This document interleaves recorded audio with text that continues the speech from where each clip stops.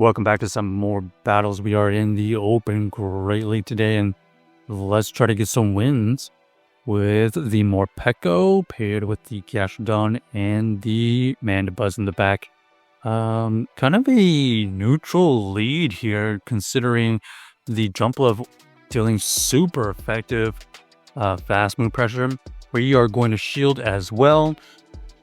But you can see the Morpeko's pacing is just too much for this Jumpluff. Jumpluff does finally switch out into the Swalot, and Swalot is going to get swallowed up by our Gastrodon. We tank the Ice Beam, and we're just going to overfarm here. They are going to be able to reach another move, but we don't care about this because we can survive it. We get to another Body Slam to get the KO, and this is like the perfect health left for this Jumpluff to farm us down. So they tank the move, and unable to reach another Body Slam, they get the farm down. We know they have residual energy, so we're just going to go into this Morpeko.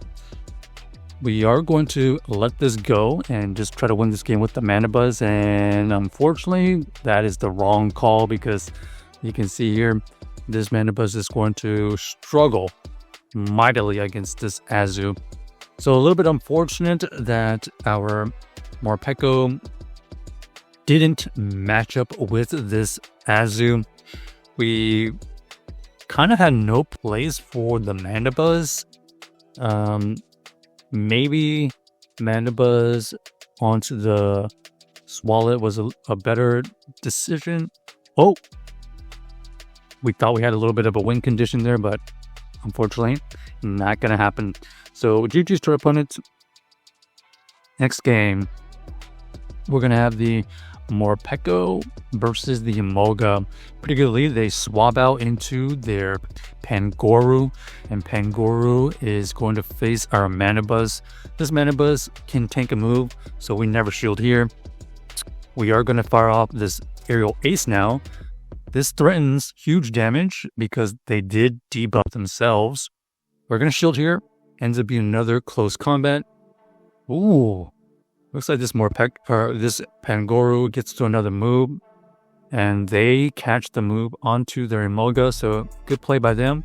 But unfortunately for them, this Morpeko is mashed up against their Emolga. Acrobatics is used, and it does a huge amount of damage, but it doesn't KO. We threaten KO here. Down goes the Emolga. And because we have so much residual energy, this next Aura Wheel does roughly 50% right there. And now we have to win the game with our Gastrodon. We are going to come in with the Mandibuzz first to either grab a shield or get the KO. And now we see the Gastrodon versus Lapras in game. We fire off the Earth Power. They shielded, so we're going to match the shield. Ooh, ends up being the Skull Bash Lapras. That's going to be a little bit trickier. We have to go for another Earth Power here and hope for the debuff. Huge damage goes through, forcing them to use energy here. We feint on that move, and wow, unfortunately for us, Mandibuzz doesn't get the farm down. They are able to get to 2 Sparkling Arios for the win. So GG's to our opponent. Maybe if we got in the debuff with our Gastrodon, we definitely would have taken it out. Alright, good lead here. Interesting that they're staying in. This is the Icy win. Oh, actually, that's actually the Mystical Fire. So they are running the other moveset. We take them out quite easily right there. And because we have the farm down and we have residual energy, we're going to be able to get to the Psychic Band to debuff them. They're staying in once again, and our Gastro is just chunking away at this Arpabax. We're looking to get a farm down because they do not seem to want this Gastro. Okay, and Talonflame is revealed. Do they ever shield these? Let's find out. Looks like our opponent does end up having to use a shield right here. And because we barely survive, we get to another body slam and we do grab that shield. So the shields are down against this Mandibuzz. We have a shield. We let the first one go. And now we know their moveset, probably Flame Charge and, okay, I was going to say Brave Bird, but the fly, it's going to be a flying second move. But you can see right here, we reach the foul play and looks like our opponent decides to GG's quit. So well played by us. It looks like the Morpeko finally did enough damage and where it was able to win that game in the back. Decent lead here. Of course, we got to watch out for a potential superpower. So we're going to apply the pressure first. Huge Aura Wheel goes through, and our opponent here is looking to either... Okay, interesting bait there because they were probably only going to get to one move, right? And now we have a really, really good matchup here.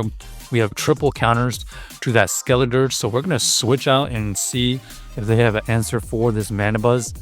And they end up revealing Cradily. So Cradily here is looking to just throw a bunch of rock tombs, but we get to throw maybe a third foul play. No, we don't get to the third foul play. However, we do get them to use energy. And this is pretty simple here. We have to go in with our Morpeko. Morpeko has a ton of energy, and good thing we swapped out earlier so that we can have this advantage.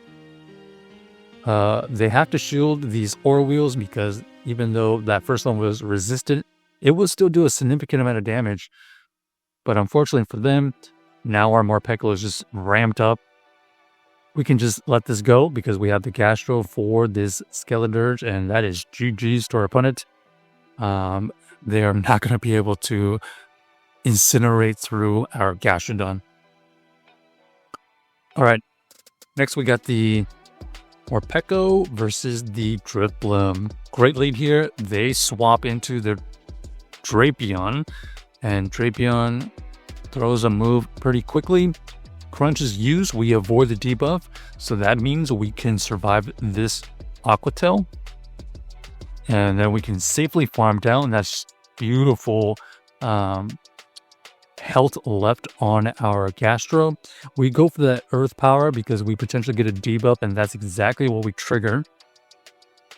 So now we apply a lot of pressure. This is going to get the shield or get the KO. Our opponent had to call the bait, but unfortunately, RPS. So well played by us.